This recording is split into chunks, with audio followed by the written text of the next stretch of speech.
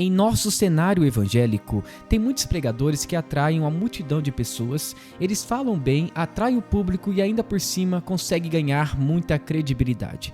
Mas a pergunta que fica é, e a pregação? Será que é bíblica ou não? E nesse vídeo, eu separei alguns pregadores que você não deve ouvir e nem seguir. Tem um livro que é muito importante para falar sobre esse assunto, que está ligado ao nosso tema, que é do Nicholas Butman, Como Convencer Alguém em 90 Segundos.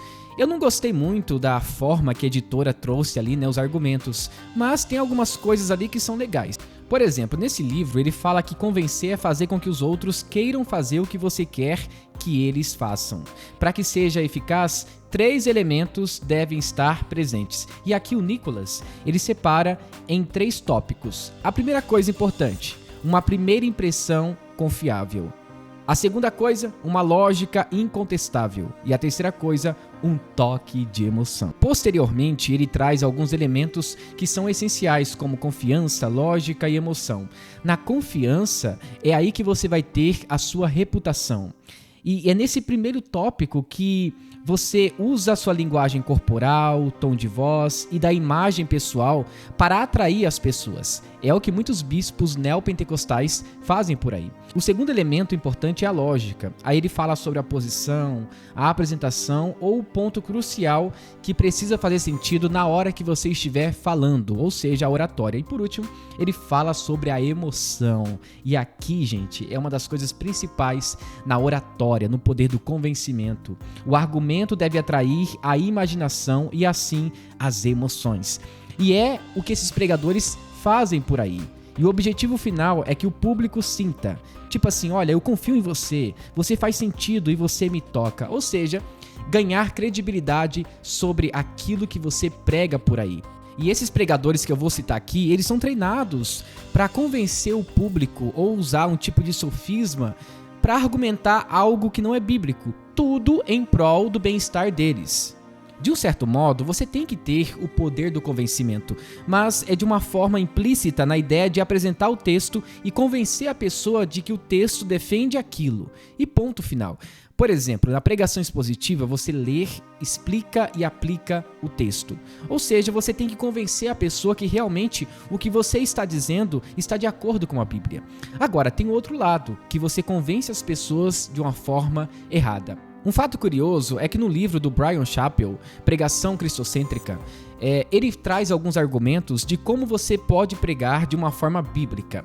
E o Sproul, que foi um dos maiores teólogos do século XXI, ele disse que não existe um outro livro melhor do que esse para falar sobre pregação.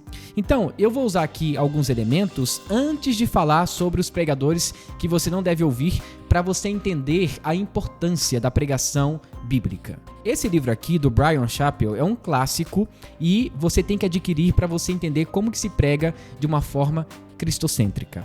E aqui ele usa uma sigla AFCA para dizer como que deve ser montado uma estrutura de pregação. O primeiro ponto, a autoridade das escrituras. O segundo ponto, fidelidade à exposição bíblica. Terceiro ponto, cristocentrismo. E quarto e último ponto, aplicação transformadora. Então ele separa em 4 tópicos para dizer a importância da pregação que leva as pessoas a entenderem a Bíblia. O primeiro pregador que você não deve ouvir e nem seguir é o Leonardo Sally. Ele é de uma igreja neopentecostal, o nome da igreja é IPTM, e ele é pastor nessa igreja. Eu assisti uma pregação dele que tinha por título Não desista de suas dificuldades. Ele começa lendo o texto, ele faz uma introdução ok, e depois ele se perde completamente no decorrer da sua pregação.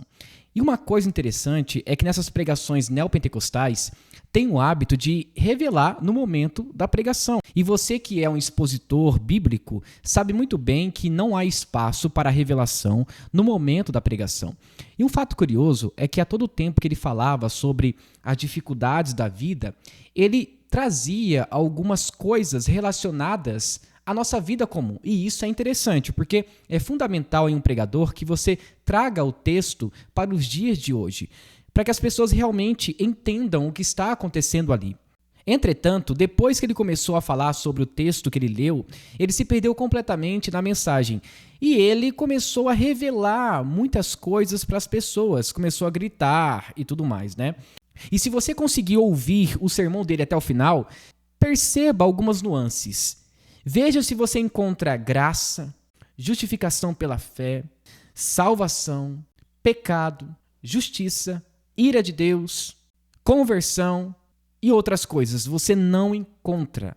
É somente Deus diz assim, o Senhor diz para essa mulher, o Senhor diz para esse homem aqui. É somente revelação durante toda a ministração. E a palavra que foi lida no começo, some. É tipo aquele pregador que lê o texto, não explica, foge do texto e nunca mais volta para o texto. É exatamente o que Leonardo Sali faz. E ele não é conhecido por ser um grande expositor do evangelho, mas é conhecido por suas revelações. Deus me disse que tal anjo está na sua casa, que o demônio está agindo na vida da sua mulher ou seu filho. Parece aquelas pregações que são semelhantes à Igreja Universal do Reino de Deus. É a mesma coisa. Pega uma pregação de um bispo da Igreja Universal e compare com o formato da pregação do Leonardo Sali. Gente, é a mesma coisa, não muda nada. E quando você está expondo a palavra de Deus, respeite as limitações. Tenha uma introdução, uma contextualização, separe em tópicos e desenvolva a sua ideia. E no fim, traga a aplicação final. É simples. Entretanto, tem gente que gosta de inventar porque parece que pregar de uma forma bíblica não chama mais atenção.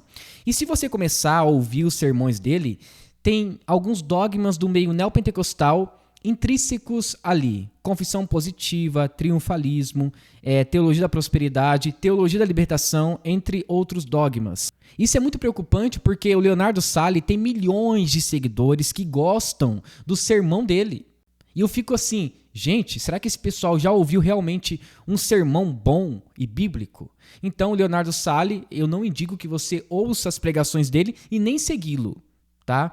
Eu me preocupo bastante, pessoas que dizem que são de Cristo, que amam a palavra de Deus e ainda seguem o Leonardo Sali.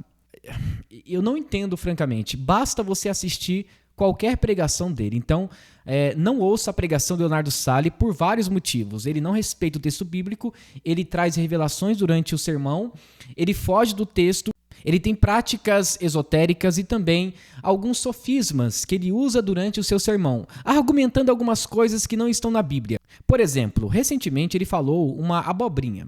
Ele disse que Jesus ele nasceu rico e cresceu rico. Ele usou uma passagem que Paulo escreveu a uma igreja local daquela época. Então, gente, como que vocês seguem ainda um pregador neopentecostal que não respeita nem as limitações do texto? Vocês realmente se alimentam de coisas que vão fazer mal a vocês. Vocês estão se alimentando de palha e não grama. Aí vai fazer mal para você, para sua família e para os seus filhos. Aí no final você vai dizer, o que eu fiz para merecer isso? Por que eu cheguei nesse nível de espiritualidade? É porque você ouve o Leonardo Sali, entre outros do meio neopentecostal. Então, ao ver a pregação dele, gente, é uma loucura. Eu não sei como tem pessoas que frequentam esse tipo de culto. Só tem uma resposta.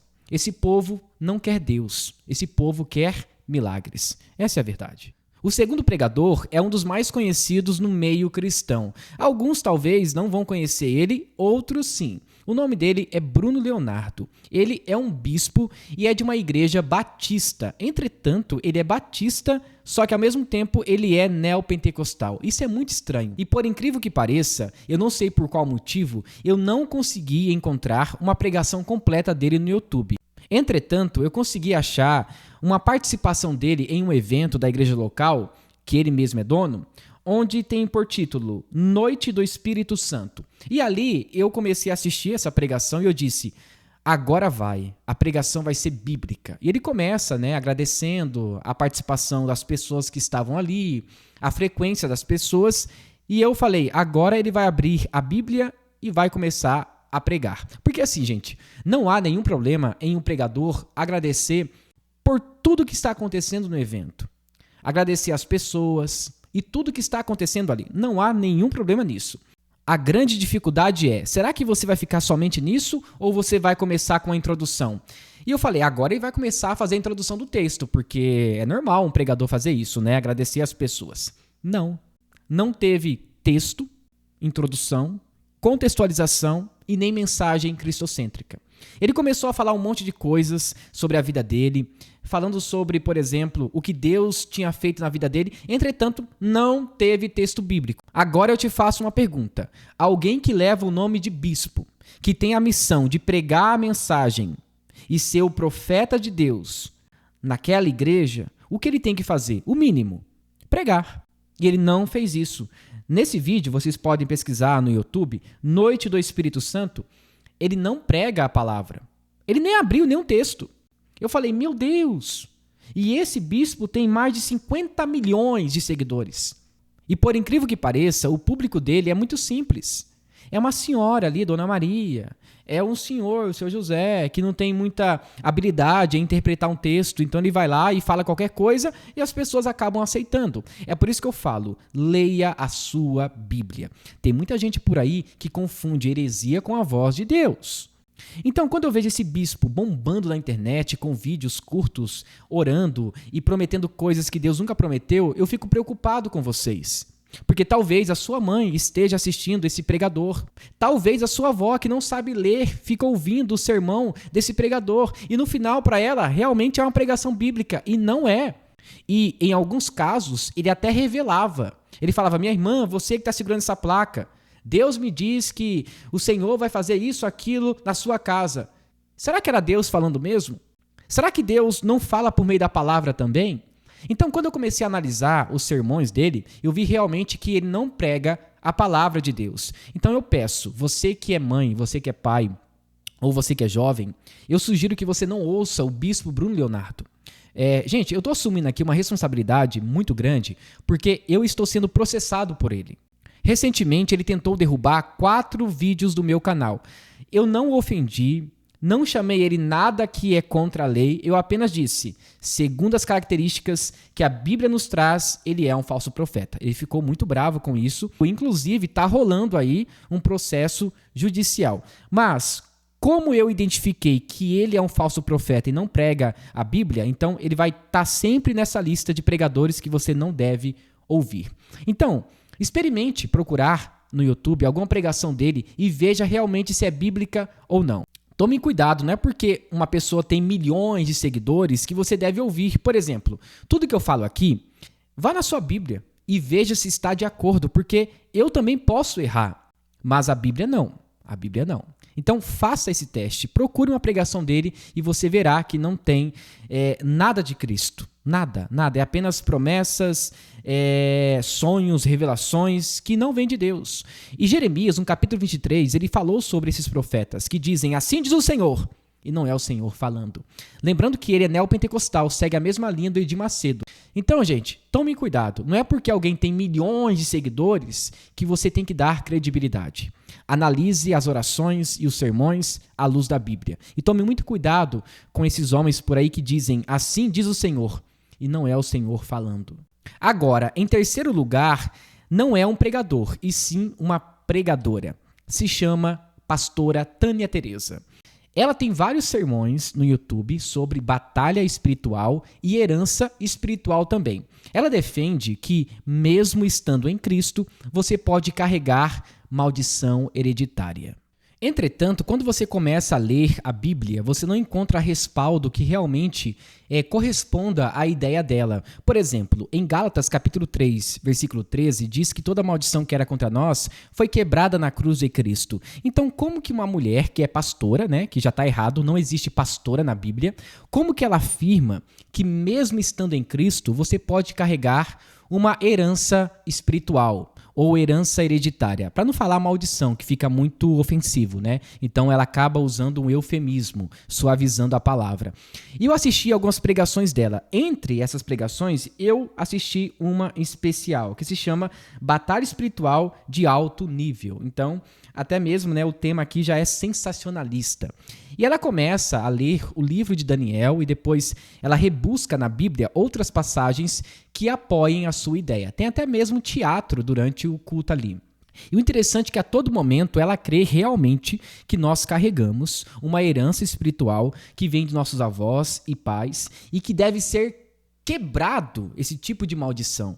E se não for quebrado, não adianta. Não vai ser a cruz de Cristo, não será o sangue de Cristo, nada disso. Tem que ser uma tática específica que ela ensina. Gente, isso é heresia. É heresia. Toda a maldição que era contra nós foi quebrada na cruz. Paulo fala sobre isso no livro de Gálatas. Inclusive, em Gálatas, havia um grande problema do judaísmo sendo infiltrado no meio dos irmãos na fé naquela época que estavam começando ali no cristianismo. Então, quando eu vejo uma pastora pregando, dizendo que realmente existe maldição hereditária estando em Cristo, eu me pergunto, que Bíblia que ela está lendo? Só que, gente, infelizmente, essas ideias vêm do meio neopentecostal. Triunfalismo, confissão positiva, teologia da prosperidade, maldição hereditária, entre outros. Aí eu me pergunto, será que realmente essas pessoas leem a Bíblia? Será que essas pessoas são como os bereanos, que quando alguém está pregando deixa a Bíblia aberta? É impressionante como no Brasil os cristãos não gostam de ler livros, e muito menos a Bíblia. Gente, o analfabetismo funcional no Brasil chega a 90%. É um absurdo. Então, quem conhece a Bíblia e sabe interpretá-la, vai conseguir enganar muitas pessoas teologicamente. E quando assisti essa pregação, que ela fala sobre batalha espiritual, gente, é a mesma ideia de Kenneth Hagin, Clifford Dollar, Joel Osteen, os grandões lá norte-americanos. Isso me preocupa bastante, porque que nível de evangelicalismo nós estamos vivendo hoje, onde parece uma salada de frutas, sabe? É tudo misturado. Doutrinas lá de Ario de Alexandria sendo usadas novamente em nossos dias atuais. Tem gente que não gosta de ler Bíblia, só pode. E hoje nós temos livros aí digitais. Bíblia online, então não tem desculpa. Verifique realmente se ela coloca Cristo no seu devido lugar. Não é o que parece. Ah, Caio, mas assisti uma pregação e realmente você tem razão. Assista mais, para você ver o tanto de heresia que ela fala no decorrer das pregações dela. E por incrível que pareça, né, ela me respondeu no Instagram quando eu falei sobre essa heresia dela, né, de ter maldição hereditária mesmo estando em Cristo. Eu disse, olha, você está completamente errada. Aí ela tentou usar o certificado dela de mestrado, sei lá o que é. Eu sou formada nisso, eu sou formada naquilo. É tipo assim, quem é você na fila do pão? Isso é preocupante, porque não importa se você é PhD, se você é formado em nisso ou naquilo, se você tem mestrado, MBA, não importa. O que importa é o que a Bíblia diz. Você pode ter um mestrado com uma tese. Se essa tese não está de acordo com a Bíblia, pouco me importa, tá? Então leia a sua Bíblia e não caia nesse tipo de pregação. O último pregador é um pregador mirim, se chama Miguel Oliveira. Vocês conhecem muito bem, é o menino lá do The King of the Man the Power lá, que ele ficou muito conhecido em nosso meio. E uma das preocupações que eu tenho quanto ao Miguel é que ele não tem um respaldo bíblico para suas pregações. Recentemente eu analisei uma pregação dele onde ele mesmo disse, olha, eu vou ler o texto, mas eu não vou pregar o texto que eu li, porque eu vou ser profeta para vocês agora. Então, para ele, ser pregador do evangelho é diferente de ser profeta de Deus. Entretanto, quando você começa a ler o Antigo Testamento e o Novo Testamento, não existe essa separação de profeta e pregador. O profeta é pregador e o pregador é profeta. Deixa eu dar um exemplo bem claro, tá? Nós, reformados, acreditamos que o profeta de Deus é aquele que prega a palavra, que transmite o evangelho no momento do culto público. Então esse é o profeta de Deus. Para os pentecostais é um pouco diferente. O profeta é aquele que realmente anuncia algo novo, que traz revelações e visões. Então tem essa diferença. Agora, seja no meio pentecostal ou no meio reformado, o pregador para o profeta não tem diferença, gente. O pregador é o profeta e o profeta é o pregador. E quando eu estava assistindo a pregação do Miguel Oliveira, que na verdade eu assisti 3 pregações, porque a primeira tinha aproximadamente 25 minutos, a segunda 35 e a última 50 minutos. Tanto em um vídeo quanto no outro vídeo, ele lê o texto, ele explica até bem o texto, tá bom? Só que depois ele se perde. Aí ele começa a trazer revelações, aponta o dedo e diz, tem uma irmã aqui de preto que Deus está falando para mim que você vai ter um acidente, mas Deus vai livrar você desse acidente. Deus me diz que tal irmã vai casar e começa. E quando eu comecei o vídeo trazendo a introdução sobre o poder do convencimento em uma estrutura homilética, é exatamente para trazer à luz na mente de vocês a importância de um pregador bíblico. Porque é o seguinte, o Miguel Oliveira, além de ser muito imaturo na fé, ele não tem uma boa estrutura homilética. É gente adulta ouvindo uma criança pregar, que não sabe, por exemplo, o que é teologia sistemática pentecostal, que não sabe, por exemplo, o que são os atributos de Deus.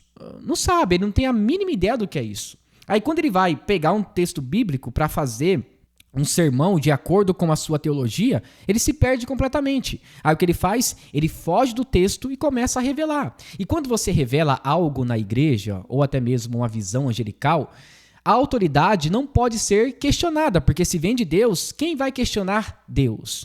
E essa dificuldade é muito visível nesses pregadores que fogem do texto. E lembre-se, texto fora de contexto é pretexto para heresia. O que eu percebi é que as pregações do Miguel são temáticas. Ele dá um tema específico, ele lê o texto, entretanto, ele não cria, por exemplo, uma estrutura homilética. Ele foge completamente. Em alguns vídeos, eu tenho que ser muito sincero, ele até que fez uma boa introdução e uma boa contextualização. Ele explicou o que estava acontecendo no texto. Dos 3 vídeos que eu assisti, apenas em um vídeo ele fez isso. Só que depois ele se perde. Sabe por quê, gente? É porque não tem um tutor para ajudar ele. Então, ele ouve por aí, acaba replicando aquelas informações, só que não é ele que faz, entende? E ele já disse que imita as pessoas mesmo. Então, cuidado, é uma criança ensinando os adultos como interpretar a Bíblia. E isso me preocupa bastante. Então, esse foi o nosso vídeo e a nossa proposta era exatamente trazer para vocês alguns pregadores que, para alguns, são importantes e trazem o evangelho de uma forma autêntica, mas na verdade não. Usam apenas o poder do convencimento para atrair um público maior. Essa é a verdade. Por isso que no início do vídeo eu trouxe aquele livro falando sobre algumas estratégias que esses líderes usam para atrair o público. E esse público quer ver milagres, não a pregação bíblica. E isso é muito preocupante. É por isso que o nosso meio evangélico tá do jeito que tá. Essa é a verdade. Então, esse foi o nosso vídeo. Muito obrigado por assistir até o final. E se você gostou, não se esqueça, deixe seu like, se inscreva no canal e ative o sininho de notificações. Que Deus te abençoe. Em nome de Jesus. Amém.